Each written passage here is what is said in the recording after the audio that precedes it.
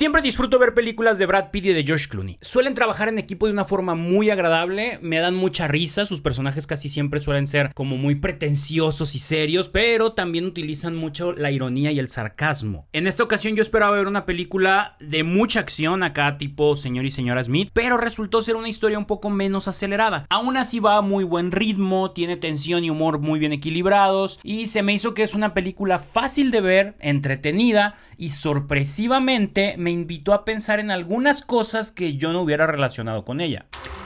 Soy Manu Casten y te doy la bienvenida a Reflexines, un podcast de la Sociedad Misionera de San Columbano en donde encontrarás algunas reflexiones sobre tus películas favoritas y spoilers, muchos spoilers. La premisa es la siguiente: el personaje de George Clooney, que no tiene nombre, se dedica a resolver conflictos de alto perfil, por así decirle. Algo así como un limpiador de escenas del crimen. Se jacta de ser sumamente discreto, de ser el único que hace lo que hace y por lógica de ser el mejor. Sin embargo, todas esas pretensiones se van hasta el piso cuando en medio de una misión se topa cara a cara con Nick, el personaje de Brad Pitt, que presume exactamente de lo mismo. A partir de ahí, ambos se ven obligados a terminar la misión juntos, lo que no solo complica sus sistemas de trabajo, sino que también los pone en un inminente peligro de muerte. Vamos con mis 3 momentos de la película. Momento 1, el inicio. La película comienza con Margaret, una reconocida fiscal de distrito, en el penthouse de un lujoso hotel, metida en una terrible crisis nerviosa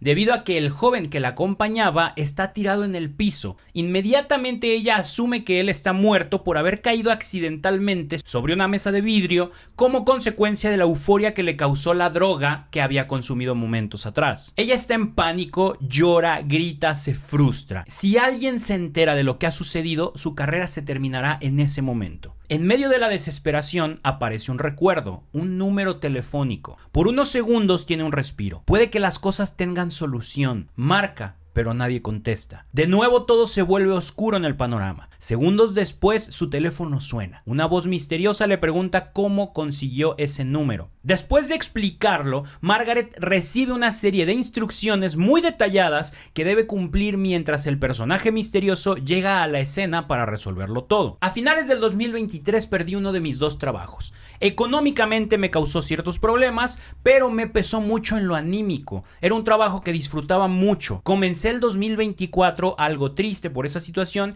y poco a poco se fueron sumando otras cosas. Cuando menos lo esperé, me di cuenta de que llevaba varios meses deprimido. A mediados de mayo de ese mismo año retomé mi dirección espiritual después de un año de no haber ido. Cuando le platiqué todo esto a mi director, con un tono muy paternalista me dijo: "Ay, Manu, de haber estado viniendo a dirección todos esos meses, no habrías tenido que pasar por todo esto tú solo". Me platicó de algo que se llama desolación espiritual, un estado de nuestra vida espiritual muy común en el que solemos caer constantemente. San Ignacio de Loyola es el santo que más profundizó y desarrolló el estudio de estos 2 estados espirituales, junto con lo que él llamó discernimiento de espíritus, los estados desolación y consolación. En resumidas cuentas y explicado de forma muy simple, el discernimiento de espíritus se trata de aprender a reconocer de dónde vienen todas las experiencias que se nos presentan. Esto nos sirve para reconocer en qué estado espiritual nos encontramos, consolación o desolación, y de esta forma saber cómo prevenir tentaciones y reforzar nuestra relación con Dios. Para esto, San Ignacio desarrolló algo así como un reglamento en el que nos dio las pautas para saber comportarnos de la mejor manera cuando estemos en cualquiera de ambos estados, tanto para aprovechar la consolación como para saber salir de la desolación. Entre esas reglas hay una que se llama rompiendo el silencio espiritual. Un sacerdote que explica esta regla dice lo siguiente: al verse atacadas por los engaños del enemigo, las personas fieles no deben permanecer en silencio y aisladas, sino que deben hablar de su carga interior con la persona espiritual apropiada.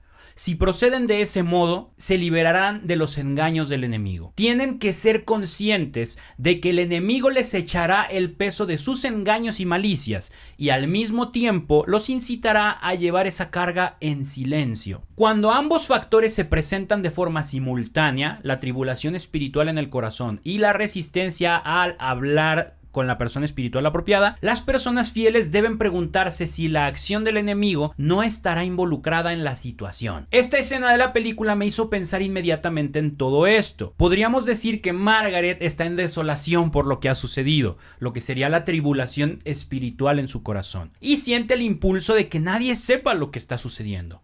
Resistencia a hablar, incitación a llevar la carga en silencio. Pudo haberse quedado paralizada, solo hasta que alguien la descubriera y todo empeorara hasta el punto de no tener solución. Pero no, logró reaccionar, se dio cuenta de que ambos factores se presentaron y entonces hizo lo mejor, buscar a la persona apropiada. Entiendo que es algo irónico comparar a un director espiritual con un experto en limpiar escenas del crimen, pero bueno. El punto es que cuando estemos en medio de una situación que nos duele, que nos preocupa demasiado, que nos entristece, que nos tumba emocionalmente, lo peor que podemos hacer es tratar de sobrellevar esa carga en silencio y en soledad. Está bien si no quieres exponer a todos a tu alrededor aquello por lo que estás pasando, pero busca a ese experto que puede ayudarte a solucionar las cosas. Cuando Margaret habla con este personaje, le dice: cuando me dieron su número no lo creí que la gente como usted no existía. Puede pasarnos igual al pensar en un director espiritual. Si no eres parte de una comunidad religiosa, como Regnum Christi, salesianos, maristas, etc., es muy difícil conseguir un sacerdote que tenga la experiencia, la vocación y el tiempo para ser director espiritual. Pareciera que no existen, que son una figura mitológica,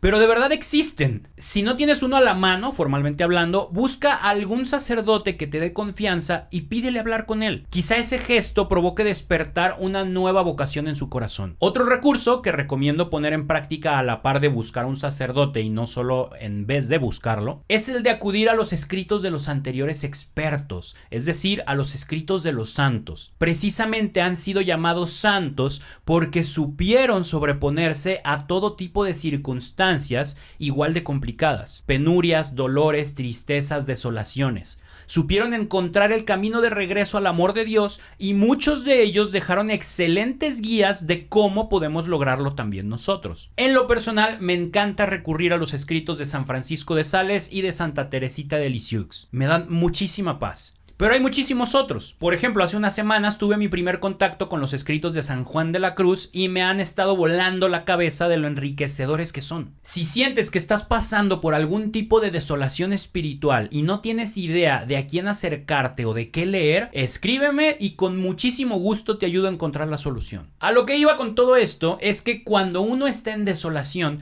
es muy fácil sentirse al pie de un abismo en el que todo se vuelve peor. Sentir que no moverse, no hacer nada ni decir nada es lo único que podemos hacer. Pero créeme, salir de ese abismo es tan sencillo como compartir con alguien lo que estás viviendo, pensando o sintiendo. Hablar es la mejor manera de terminar con el sufrimiento y la desesperanza interior. Momento 2. Misión compartida. El personaje misterioso aparece en el penthouse. Margaret siente esperanza. Poco a poco comienza a parecer que todo saldrá bien. De repente, alguien toca la puerta del cuarto discretamente. Ella, nerviosa, obedece las indicaciones del experto y saluda tratando de sonar natural. Nadie responde. Se escucha cómo quitan el seguro de la puerta. Margaret mira asustada al experto. Este no sabe qué está pasando. Trata de pensar rápido cómo evitar que todo empeore mientras se mantiene escondido. La puerta se abre y aparece Nick, el experto que la dueña del hotel mandó. Tanto el experto 1, llamémoslo así porque no sabemos su nombre, como Nick acaban de descubrir que hay más personas que se dedican a lo mismo en esa ciudad. Este encuentro provoca una gran confusión en los dos. Ninguno entiende por qué y cómo llegó el otro a la escena. Margaret habla con su experto, mientras que la dueña del hotel llama a Nick. Ambas tratan de convencer a sus proveedores de que no abandonen la tarea. Después de hablar entre ellas, llegan al acuerdo de que los dos deben trabajar juntos en esta ocasión. Engreídos y ofendidos, deben poner en práctica su experiencia. Pero les preocupa que el otro aprenda sus técnicas, conozca sus contactos u obtenga información que los pueda poner en peligro. Sin embargo, aún con todas esas inconformidades, ambos entienden que no tienen opción.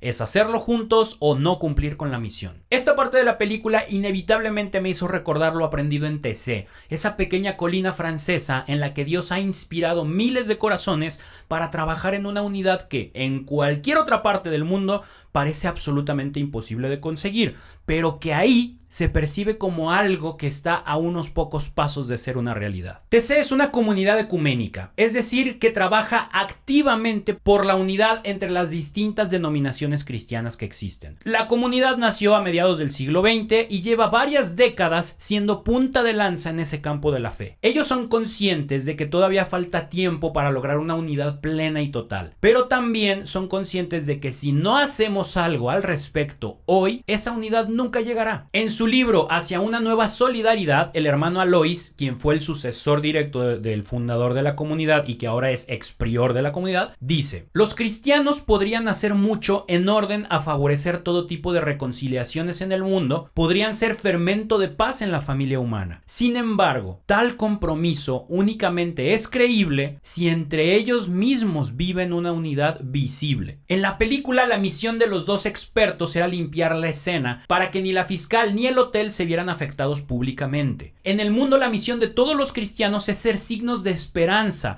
reflejos del rostro de Cristo y del amor de Dios. Y al igual que los agentes, debemos entender que rehusarnos a trabajar juntos es una decisión que va en contra del propósito que buscamos conseguir. Entiendo que en muchos casos es muy complicado lograr unirnos. De por sí, dentro del mismo catolicismo hay muchísimas formas distintas de entender cómo vivir la fe. Es obvio que las cosas se complican aún más cuando pensamos en unir las distintas denominaciones cristianas a lo largo del mundo. Mi propuesta aquí no es tanto aferrarnos a resolver todas las diferencias, sino simplemente a dejar de lado el conflicto. Está bien que no estemos de acuerdo en todo, pero no hay necesidad de que nos la pasemos comunicando esos desacuerdos al mundo entero, y menos hacerlo de forma agresiva. Jesús lo dijo muy claro: el mundo nos va a reconocer como discípulos de Jesús por cómo nos amamos, no por cómo presumimos cosas como tener la verdad, ser más inteligentes que otros cristianos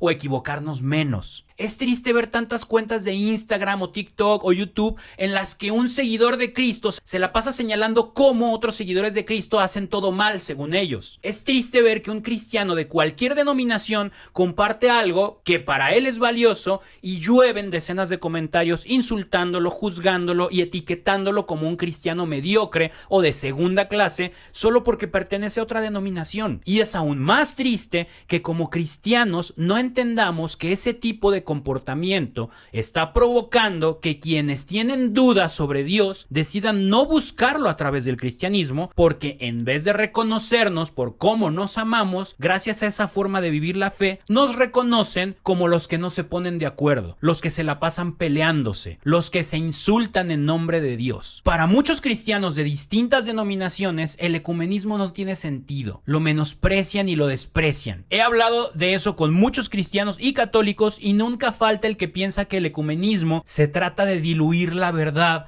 o de renunciar a la verdad con tal de hacer amigos. Nada más lejos de la realidad. Aquí te comparto otro fragmento del libro del hermano Alois en el que explica de una forma muy sencilla el espíritu que los motiva a hacer lo que hacen y que en mi opinión podría motivar a cualquier cristiano a comenzar a hacer algo por la tan anhelada unidad de los cristianos. En realidad, no disponemos de soluciones teológicas que ofrecer. No pretendemos haber encontrado la solución que haga posible la unidad de los cristianos. Nuestros modos de actuar son imperfectos. Sabemos que nuestra situación es provisional, mientras esperamos la unidad plenamente conseguida. Lo que podemos ofrecer es, quizá, esta realidad sencilla, pero que hoy resulta importante: anticipar la unidad, esa unidad a la que Cristo invita en el Evangelio. Y momento 3, explícanos qué sucedió. Pasa muy poco tiempo después de comenzar la misión para que el experto 1 y Nick descubran que el supuesto cadáver en realidad está vivo, lo que les significará muchos más problemas de los previstos. Reanimado en una clínica clandestina, me imagino que con una inyección de adrenalina inyectada directo al corazón, el chico se encuentra en calzones en medio del barrio chino de la ciudad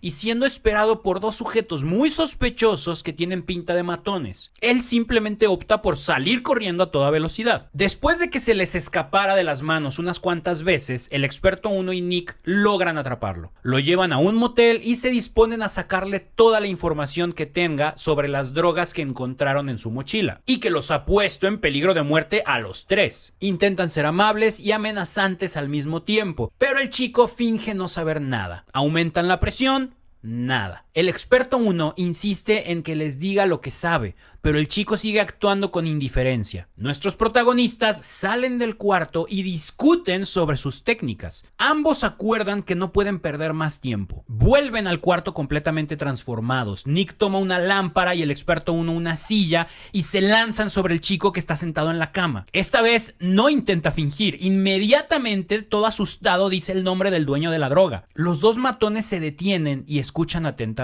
El pobre muchacho comienza a hablar detalladamente desde lo que él considera que es el inicio de esta historia, pero Nick comienza a desesperarse. El chico sigue dando rodeos, tose, se atraganta con su saliva, pide agua. Nick está a nada de comenzar a golpearlo. Comienza a gritarle que se apresure. El chico se asusta, pierde el hilo de lo que estaba diciendo. El experto 1 trata de controlar a Nick. Él sigue gritándole al chico y el chico sigue intentando sobreponerse al miedo. Todo es un caos y todavía no han logrado obtener la respuesta que necesitan. Hace algunos años leí un libro que se llama Cómo defender la fe sin levantar la voz. Ese libro me cambió radicalmente la vida. Antes de leerlo, yo era de esas personas que se la pasaban horas en redes sociales debatiendo con gente que según yo atacaba mi fe y regañando a los que no la vivían como yo consideraba que era la mejor manera de hacerlo. Con ese libro aprendí a ver las cosas desde otra perspectiva. Entendí que no hay manera de aportarle riqueza a los demás sin construir puentes por los que podamos tener un acercamiento unos a otros. Entendí que esa defensa, entre comillas, y esos regaños lo único que construían eran las paredes de mi castillo de ego, las cuales, más que aportarle algo a alguien, me aislaban del mundo. Esta escena me recordó muchísimo todos esos años en los que me comporté como Nick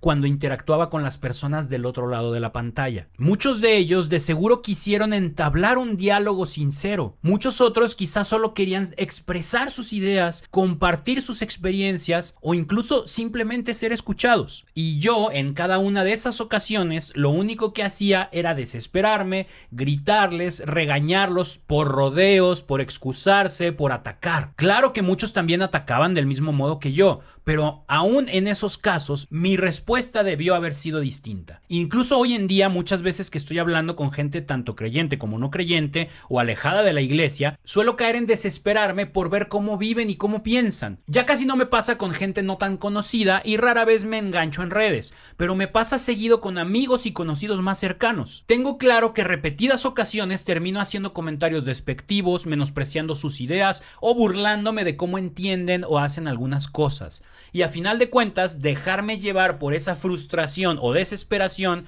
al igual que en la película, lo único que provoca es que la otra persona no pueda o no quiera compartir conmigo lo que quería decirme. Pienso que cada persona es como un pequeño poblado en medio de la nada, y a nosotros como creyentes nos toca siempre dar el primer paso para construir un puente que nos acerque al poblado vecino. Y estoy seguro de que, sin importar lo distintos que seamos, siempre encontraremos la forma de conectar y aportarnos algo mutuamente. Solo basta con tener paciencia y estar dispuestos a comprender lo que el otro quiere decirnos. Y bueno, ya como conclusiones, como ya lo dije, antes de verla esperaba más acción, pero me la pasé muy bien. Estos dos actores son un deleite. De una forma muy sencilla se maneja el misterio a lo largo de toda la película. De hecho, por ejemplo, no me di cuenta de que el nombre del personaje de George Clooney nunca se menciona hasta que comencé a escribir esta reseña. Además, tiene algunos giros inesperados que le dan buena dinámica a la película. No es una película que te cambiará la vida, pero sí te vas a divertir un rato viéndola. Ya sabes, te invito a que la veas junto con tus amigos, compañeros de comunidad o familia y al final compartan sus respuestas a las siguientes preguntas. Primero, en los momentos de mayor desolación en tu vida, ¿qué te ha impedido buscar ayuda o hablar con alguien de confianza?